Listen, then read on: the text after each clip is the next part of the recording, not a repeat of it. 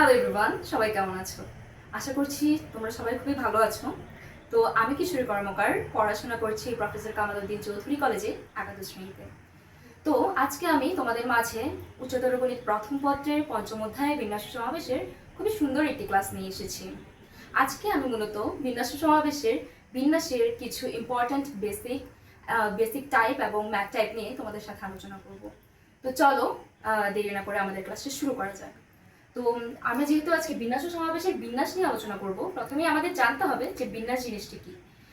এক কথা যদি আমি তোমাদেরকে বলতে চাই, তাহলে বিন্যাস হচ্ছে কোনো কিছুকে সাজানো, মানে আমি কোনো কিছুকে কত উপায়ে সাজাতে পারবো, সেটাই হচ্ছে আসলে বিন্যাস।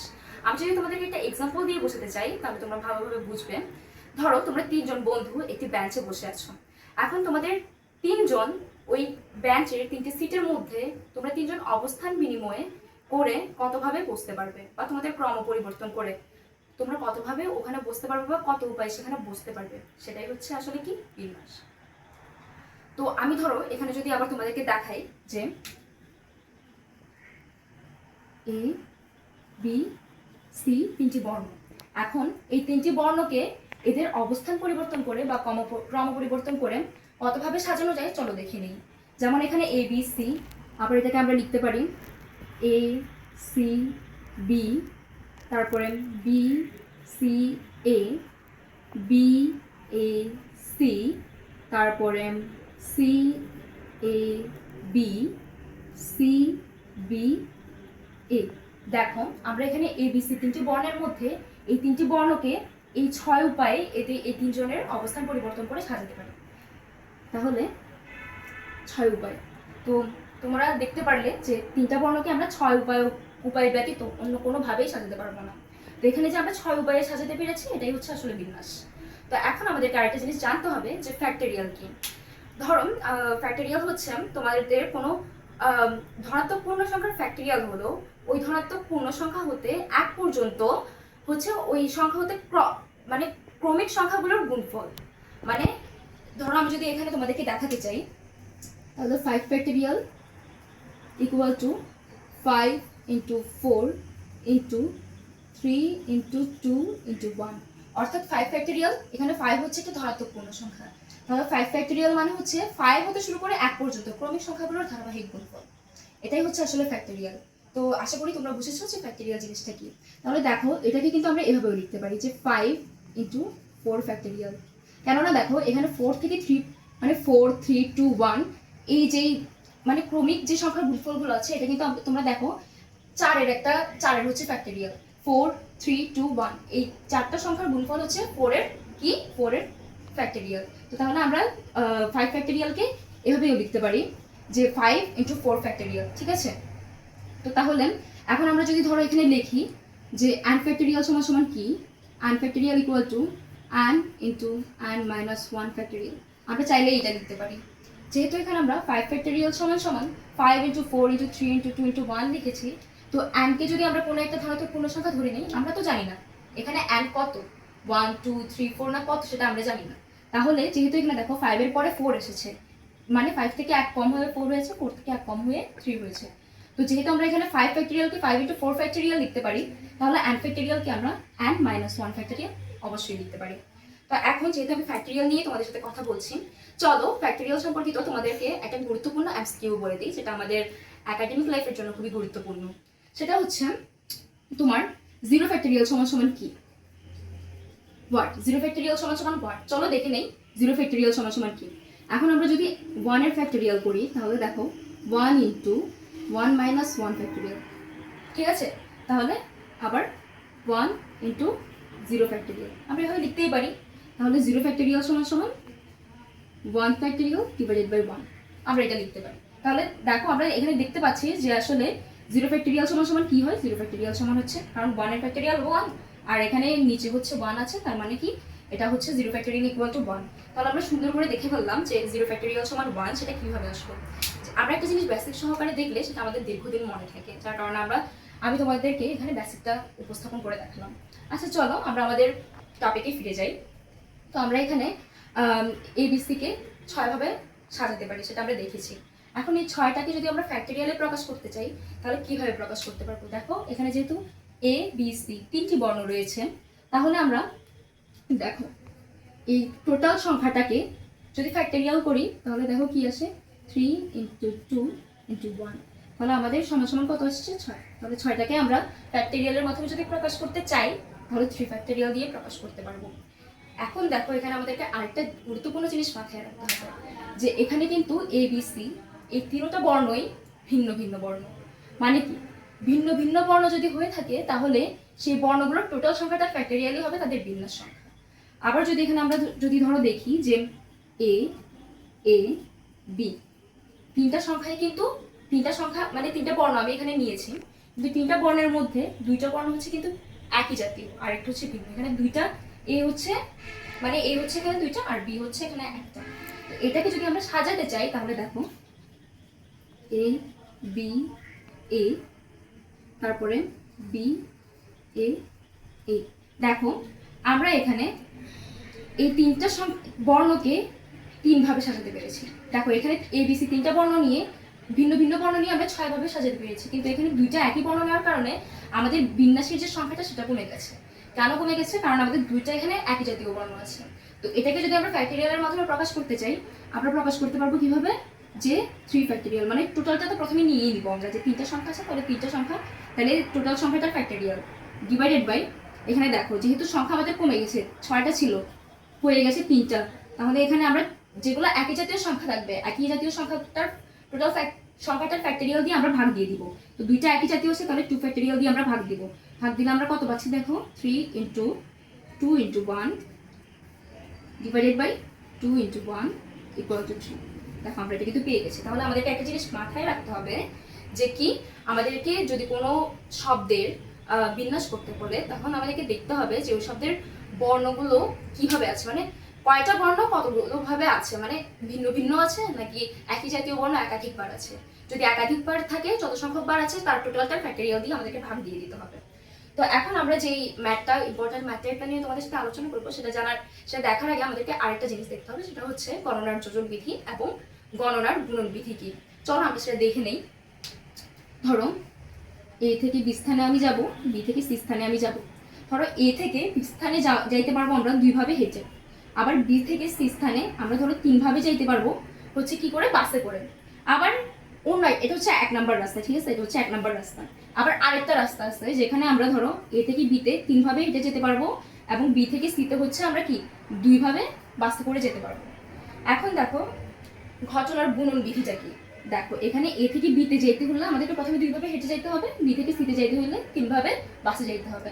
তো আমরা দেখো A থেকে B তে দুইভাবে হেঁটে না গেলে কিন্তু B থেকে C তে আমরা যেতে পারবো না। তার মানে কি, A থেকে B তে যে দুইভাবে আমরা হেঁটে গিয়েছি আবার B থেকে যে C তে আমরা তিনভাবে বাসে গিয়েছি, এই দুইটা ঘটনা পরস্পর নির্ভরশীল। কারণ A থেকে B তে না যাইতে পারলে আমরা B থেকে C তে যাইতে পারবো না। তো যেহেতু A থেকে B তে যাওয়ার ঘটনা এবং B থেকে C তে যাওয়ার ঘটনা পরস্পর নির্ভরশীল, তাহলে এখানে ঘটনার গুণন বিধি অ্যাপ্লাই হবে, গণনার গুণন বিধি অ্যাপ্লাই হবে। গুণন বিধি কখন অ্যাপ্লাই হবে, যখন ঘটনাগুলো একে অপরের উপর মানে পরস্পরের উপর যখন যদি নির্ভরশীল হয় তখন গিয়েই আমরা গণনার গুণন বিধি অ্যাপ্লাই করব। তাহলে এখানে তাহলে কি হবে 2 × 3 = 6। আমরা 6 উপায়ে হচ্ছে A থেকে C তে যাইতে পারবো। এখন যদি যোজন বিধিটা দেখতে চাই তাহলে দেখতে হবে যে দেখো আমরা 1 নাম্বার পথে A থেকে B তে গিয়েছি দুইভাবে হেঁটে, আবার 2 নাম্বার পথে A থেকে B তে গিয়েছি তিনভাবে হেঁটে। দেখো আমরা চাইলে কিন্তু 1 নাম্বার পথ দিয়েও যেতে পারবো, আবার চাইলে 2 নাম্বার পথ দিয়েও যেতে পারবো, ঠিক আছে। মানে আমরা যে কোনো একটা দিয়ে গেলেই এখানে হবে। তাহলে কি এখানে কিন্তু 1 নাম্বার পথ আর 2 নাম্বার পথ পরস্পরের উপর নির্ভরশীল নয়, মানে এরা দুজনেই স্বাধীন এবং হচ্ছে যে কি স্বতন্ত্র। মানে আমি চাইলে 1 নাম্বার পথে দুইভাবে হেঁটে যেতে পারবো B স্থানে, আবার চাইলে 2 নাম্বার পথে তিনভাবে হেঁটে যেতে পারবো B স্থানে। তো তখন যেহেতু এরা পরস্পর নির্ভরশীল নয়, স্বাধীন, তাহলে এখানে কি হবে গণনার যোজন বিধি অ্যাপ্লাই হবে। তাহলে দেখো 2 + 3 = 5। তো আশা করছি তোমরা বুঝতে পেরেছো যে গণনার গুণন বিধি কি আর গণনার যোজন বিধি কি। যদি ঘটনাদ্বয় পরস্পর নির্ভরশীল হয় তখন গণনার যোজন বিধি গুণন বিধি অ্যাপ্লাই হবে, আর যদি পরস্পর স্বাধীন হয় পরস্পরের উপর নির্ভরশীল না হয় তখন কি হবে গণনার যোজন বিধি অ্যাপ্লাই হবে। তো চলো আমরা আমাদের ম্যাথটা দেখে নিই, যে ম্যাথটা আমি আজকে তোমাদের সাথে আলোচনা করব। এটা খুব ইম্পর্ট্যান্ট একটা ম্যাথ যেটা আমাদের একাডেমিক এবং অ্যাডমিশন উভয়ের জন্য খুব গুরুত্বপূর্ণ। তো চলো দেখে নিই ম্যাথটা। দেখো এখানে কি দেওয়া আছে, ম্যাথমেটিক্স শব্দটির বর্ণগুলিকে কত প্রকারে সাজানো যায়। এদের কতগুলোতে স্বরবর্ণগুলো একত্রে থাকবে। ম্যাথটার দুটো পার্ট আছে, চলো আমরা প্রথমে প্রথম পার্টটা সলভ করি। তো ম্যাথমেটিক্স শব্দটির বর্ণগুলোকে কত প্রকারে সাজানো যায়। তো যেহেতু আমাদেরকে বলছে এটাকে সাজানো যায় মানে কি, আমাদেরকে এই শব্দটার বিন্যাস করতে হবে। এই শব্দের বর্ণগুলোকে কিভাবে সাজাইতে পারবো সেটার বিন্যাস করতে হবে। তাহলে চলো আমাদেরকে প্রথমে ফাইন্ড আউট করতে হবে যে শব্দটিতে কতগুলো বর্ণ রয়েছে। কতগুলো দেখো, 1 2 3 4 5 6 7 8 9 10 11। এখানে আমাদের 11টি বর্ণ রয়েছে। তাহলে আমরা প্রথমেই কি করব, টোটাল সংখ্যাটার ফ্যাক্টরিয়াল করে ফেলবো। ঠিক আছে, করে ফেললাম। আমরা যে দেখে এসেছি এ বি সি হলে কিভাবে সাজাতে পারবো তার ফ্যাক্টরিয়াল, আবার এ এ বি হলে কিভাবে করতে পারবো, সেখানে আমরা কি দেখেছি, যদি একই ধরনের বর্ণ একাধিকবার থাকে তাহলে তার টোটাল সংখ্যাটার ফ্যাক্টরিয়াল দিয়ে ভাগ করতে হবে। তো আমাদেরকে এখন দেখতে হবে যে ম্যাথমেটিক্স শব্দটিতে কোন বর্ণ একাধিকবার আছে কিনা। দেখো এখানে এম একবার আছে, আবার একবার আছে, দুইবার আছে। আবার এখানে দেখো এস বর্ণটিও দুইবার আছে, আবার দেখো টি বর্ণটিও দুইবার আছে, আর বাকিগুলো কিন্তু একবার রয়েছে ভিন্ন ভিন্ন। তাহলে দেখো যেহেতু তিনটা বর্ণ এখানে একাধিকবার আছে, মানে একটা দুইবার করে আছে, তাহলে কি করবো, টোটালটা ফ্যাক্টরিয়াল দিয়ে আমরা ভাগ করে দিব। 2 ফ্যাক্টরিয়াল 2 ফ্যাক্টরিয়াল 2 ফ্যাক্টরিয়াল, এখানে কিন্তু এটা ইনটু আর কি, ইনটু আকারে আছে। তাহলে এটার ক্যালকুলেশন করে আমাদের কত আসে দেখি।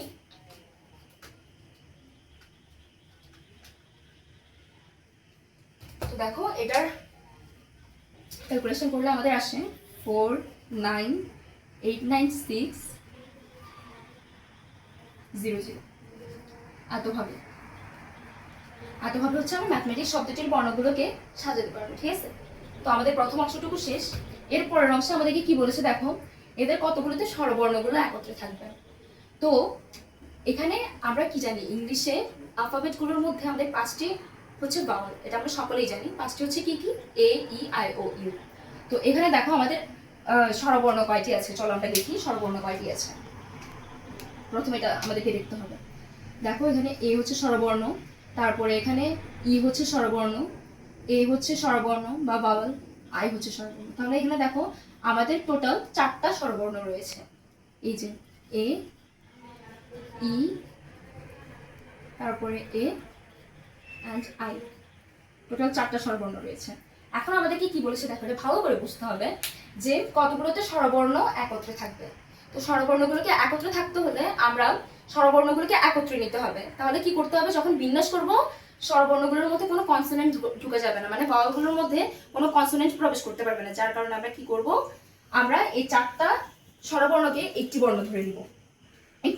একটি বর্ণ যদি আমরা ধরে নিই তাহলে এই 4টা শব্দের 4টা বর্ণের মধ্যে অন্য কোনো বর্ণ ঢুকতে পারবে না, যার কারণে যার ফলে কি হবে, 4টি বর্ণ মানে স্বরবর্ণগুলো একত্রে থাকবে।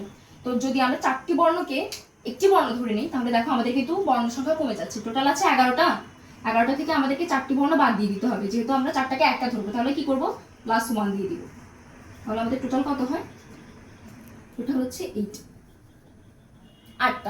8টা বর্ণ হয়েছে। এটা কিভাবে হয়েছে, মানে 4টাকে আমরা একটা বর্ণ ধরছি, সেটাকে আমরা রাখছি, আর 4টাকে বাদ দিয়ে দিচ্ছি 11টা থেকে। তাহলে আমাদের টোটাল সংখ্যা বর্ণ হয়েছে 8টা।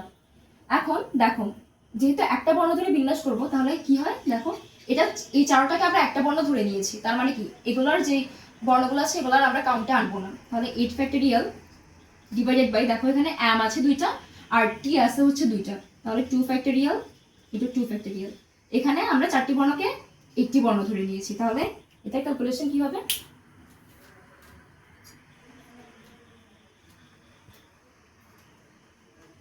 ওকে এটার হয়েছে আমাদের 10080।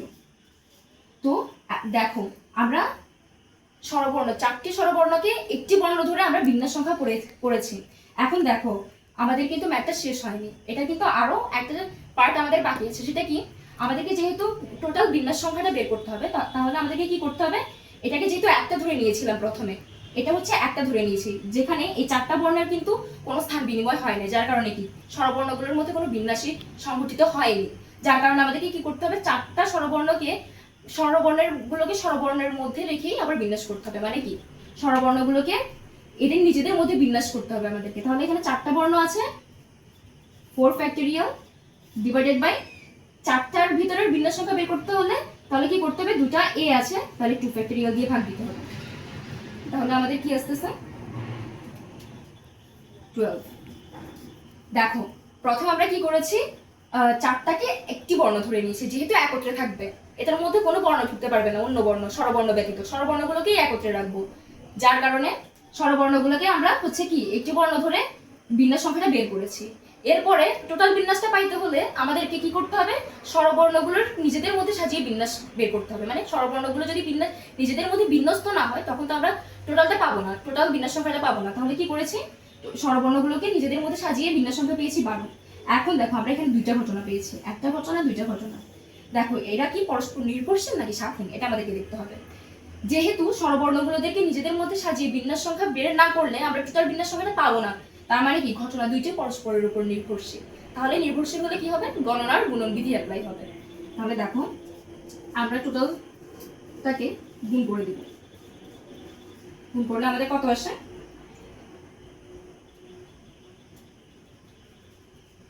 120960। এই যে দেখো এটাই হচ্ছে আমাদের আনসার। তো এই ম্যাথটা হচ্ছে খুবই ইম্পর্ট্যান্ট একটা টাইপ বিন্যাসের মধ্যে, বিন্যাস ও সমাবেশের বিন্যাসের মধ্যে খুবই ইম্পর্ট্যান্ট একটা টাইপ হচ্ছে এটা। এটা যদি তোমরা পারো, এই বিন্যাসের মধ্যে বেশিরভাগ ম্যাথই তোমরা নিজেরা করতে পারবে। তো এই ছিল, আশা করছি তোমরা ম্যাথটা ভালো করে বুঝেছো। তো এই হচ্ছে আমার আজকের ক্লাস। আশা করছি তোমাদের ভালো লেগেছে এবং বুঝাতে পেরেছি। তো এখানেই শেষ করছি। কমেন্ট করে জানাবে ক্লাস কেমন লাগলো। তো ধন্যবাদ সবাইকে।